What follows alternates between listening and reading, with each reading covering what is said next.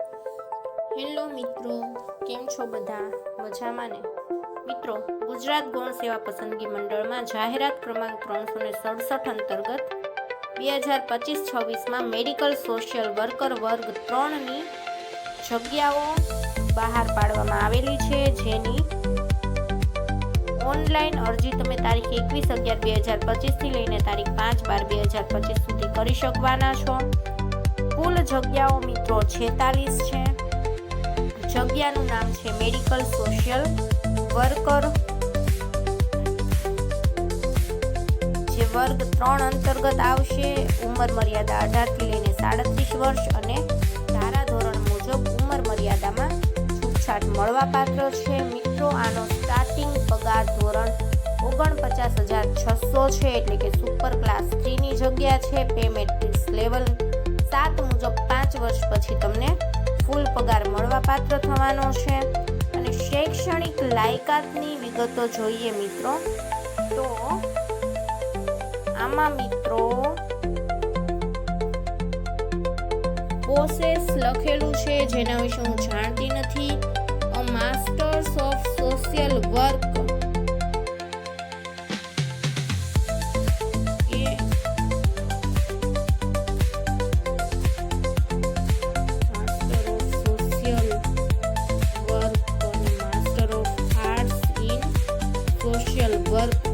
મિત્રો સોશિયલ વર્ક્સને લગતો જે અભ્યાસક્રમ છે, આપણે એનું પ્રોપર ગુજરાતી જોઈ લઈએ,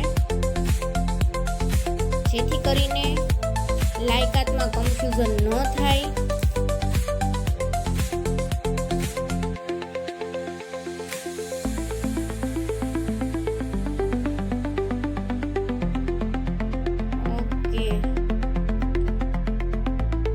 જે લોકો ધરાવે છે શું તો કે ભારતમાં કેન્દ્ર અથવા રાજ્ય કાયદા દ્વારા સ્થાપિત અથવા સમાવિષ્ટ કોઈ પણ યુનિવર્સિટી અથવા યુનિવર્સિટી ગ્રાન્ટ્સ કમિશન એક્ટ 1956 ની કલમ 3 હેઠળ યુનિવર્સિટી તરીકે માન્યતા પ્રાપ્ત અથવા જાહેર કરાયેલ કોઈ પણ અન્ય શૈક્ષણિક સંસ્થાઓમાંથી સામાજિક કાર્ય, મનોચિકિત્સા અથવા સામાજિક કાર્યમાં માસ્ટર ઓફ આર્ટ્સ અથવા માસ્ટર ઓફ આર્ટ્સ ડિગ્રી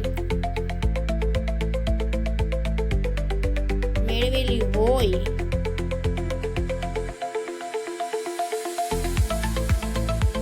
એ લોકો મિત્રો આમાં ભરી શકે છે ફોર્મ.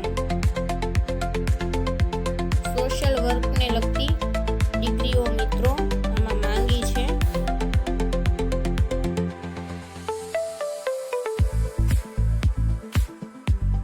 લાસ્ટમાં આમાં એવું કહે છે કે માત્ર માસ્ટર ઓફ આર્ટ્સ એટલે કોઈ પણ આર્ટ્સ વાળા ગ્રેજ્યુએટ લોકો ભરી શકે કે કેમ એ આપણે જાણવું અને સમજવું રહ્યું, કારણ કે હું આના વિશે પ્રોપર જાણકારી નથી મેળવી શકી.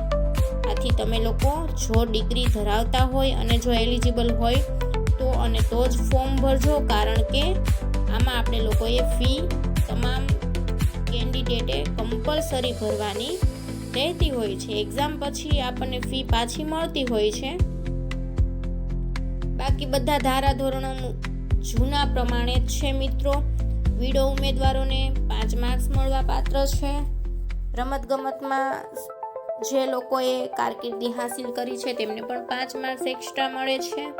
500 રૂપિયા બિન અનામત અને મહિલા સહિત તમામ અનામત ઉમેદવારોએ 400 રૂપિયા ભરવાના હોય છે. અને મિત્રો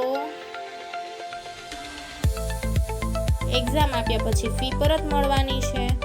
પરીક્ષા પદ્ધતિ મિત્રો આપણે ફટાફટ ડિટેલમાં જોઈ લઈએ. MCQ પ્રકારની પરીક્ષા રહેવાની છે, જેમાં તાર્કિક કસોટીઓ અને ડેટા ઇન્ટરપ્રિટેશન 30 માર્ક્સની, ગાણિતિક કસોટીઓ 30 માર્ક્સની, કુલ 60 માર્ક્સના, ભારતનું બંધારણ, વર્તમાન પ્રવાહો, ગુજરાતી અને અંગ્રેજી કોમ્પ્રિહેન્શન 30 માર્ક્સનું, અને સંબંધિત વિષય અને તેની ઉપયોગિતાને લગતા પ્રશ્નો મિત્રો 120 માર્ક્સના. ટોટલ 150 ગુણ હોવાના છે પાર્ટ બી ના.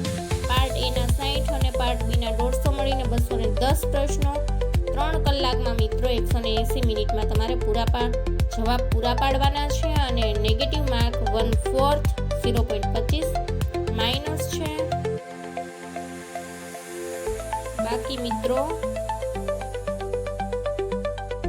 આપણે આનો પણ ડિટેલ સિલેબસ ફટાફટ જોઈ લેવાનો છે. વિડીયો થોડો લાંબો થઈ જશે, પરંતુ સિલેબસ, કારણ કે આપણી પાસે એક ગ્રુપ એવું છે કે જે સોશિયલ વર્કને અનુલક્ષીને બનાવેલું છે, તો એ લોકોને કામ આવે એ હેતુથી આપણે ડિટેલ સિલેબસ જોઈ લઈએ છીએ. એપેન્ડિક્સ એમાં જોઈએ તો તાર્કિક કસોટીઓ તથા ડેટા ઇન્ટરપ્રિટેશનના 30 માર્ક્સ અને ગાણિતિક કસોટીઓના 30 માર્ક્સ છે. જેમાં તાર્કિક કસોટીઓમાં આપણે જોઈએ ઉંમર સંબંધિત વેન આકૃતિ, દ્રશ્ય આધારિત લોહીના સંબંધો, તાર્કિક અંકગણિત, માહિતીનું અર્થઘટન, જેમાં ચાર્ટ, આલેખ, કોષ્ટક અને માહિતીની પર્યાપ્તતા.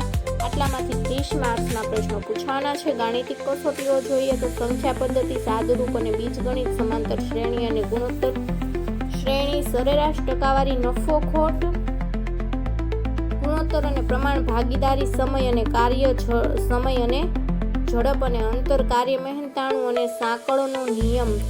અને મિત્રો ભાગ બી માં 150 માર્ક્સનું જે પૂછવાનું છે તેમાં ભારતનું બંધારણ, એમાં 10 માર્ક્સનું ભારતનું બંધારણ પૂછવાનું છે, જેમાં બંધારણનું આમુખ, મૂળભૂત હકો, રાજનીતિના માર્ગદર્શક સિદ્ધાંતો, મૂળભૂત ફરજો, રાષ્ટ્રપતિ, ઉપરાષ્ટ્રપતિ અને રાજ્યપાલની સત્તાઓ, ભૂમિકા અને જવાબદારી, સંસદીય પ્રણાલી, ભારતીય બંધારણમાં બંધારણીય સુધારાઓ, ભારતીય બંધારણમાં કટોકટીને લગતી જોગવાઈઓ, કેન્દ્ર રાજ્ય સરકાર અને તેના સંબંધો, ભારતમાં ન્યાયતંત્ર અને સંવૈધાનિક સંસ્થાઓ.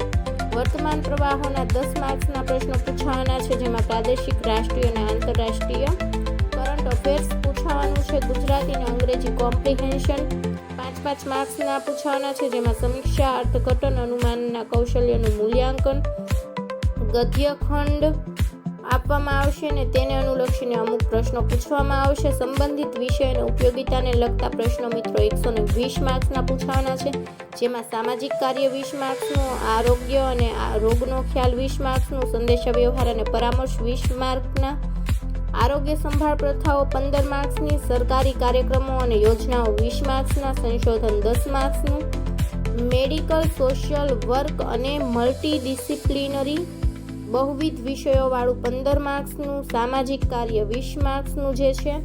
એમાં મિત્રો આપણે ડિટેલમાં જોઈએ તો વ્યાખ્યા, અર્થ, હેતુ, ધ્યેયો અને ઉદ્દેશો, વ્યક્તિઓ સાથે કામ કરવું, જૂથ સાથે કામ કરવું, સામાજિક કાર્ય માટે સમાજશાસ્ત્ર, પરિવાર, સમાજ, સામાજિક કરણ, સામાજિક નિયંત્રણ અને સામાજિક સમસ્યાઓ, આરોગ્ય સંભાળમાં સામાજિક કાર્યકરની ભૂમિકા, આરોગ્યને લગતા પ્રશ્નો માટે નિવારક પગલાં, સામુદાયિક આરોગ્ય, કોમ્યુનિટી હેલ્થ અને સામાજિક કાર્ય, કૌટુંબિક સામાજિક કાર્ય. આરોગ્ય અને રોગોનો ખ્યાલ જોઈએ તો આરોગ્યનો અર્થ અને ખ્યાલ અને આરોગ્યના નિર્ણાયકો, આરોગ્ય અને પરિવાર, આરોગ્ય અને વિકાસનો ખ્યાલ, રોગોનો અર્થ અને ખ્યાલ, ચેપી રોગોનું વિજ્ઞાન, જેમાં HIV, એડ્સ, TB, રક્તપિત્ત, પોલિયો, વેક્ટ અને પાણીજન્ય રોગો અને ઝૂનોટિક રોગો પૂછવાના છે. બિનચેપી રોગોનું વિજ્ઞાન, પોષણનો ખ્યાલ, રોગોના નિવારણમાં પોષણની ભૂમિકા, ખોરાકના ઘટકો, પોષણની ઉણપના રોગો, માનસિક બીમારી, વિભાવના પ્રકારો અને લાક્ષણિકતાઓ, માનસિક સ્વાસ્થ્ય અને સમુદાય આધારિત પુનર્વસનમાં સામાજિક કાર્યકરની ભૂમિકા.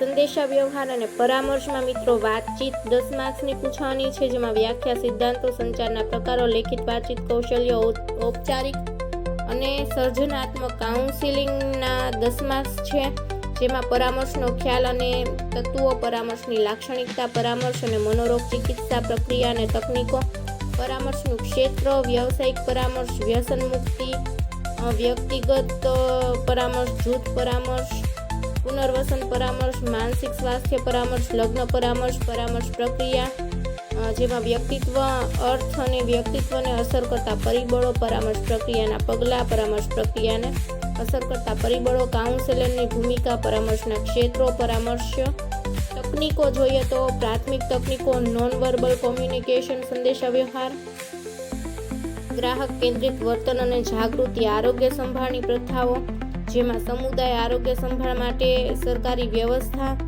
સરકારી કાર્યક્રમો અને યોજનાઓ 20 માર્ક્સની પૂછવાની છે. પ્રજનન, માતૃત્વ, નવજાત શિશુ, બાળ અને કિશોરનું સ્વાસ્થ્ય, ને લગતા મિત્રો જે પણ અલગ અલગ પ્રોગ્રામ્સ છે RBS કે વગેરે જેવા એ પૂછાવાના છે. રાષ્ટ્રીય પોષણ કાર્યક્રમો પૂછાવાના છે. ચેપી રોગો પૂછાવાના, બિનચેપી રોગો, સંશોધન, તબીબી, સામાજિક અને કાર્ય અને બહુવિધ શિસ્ત, મલ્ટીડિસિપ્લિનરી, વ્યક્તિગત સંભાળ, મુદ્દાઓ અને પડકારો, બહુશાખાકીય ટીમ.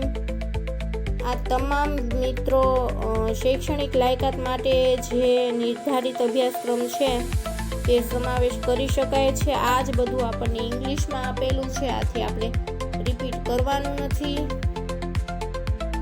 તો મિત્રો મળીએ આવી જ નવી માહિતી લઈને નેક્સ્ટ વિડીયોમાં. ત્યાં સુધી આવજો.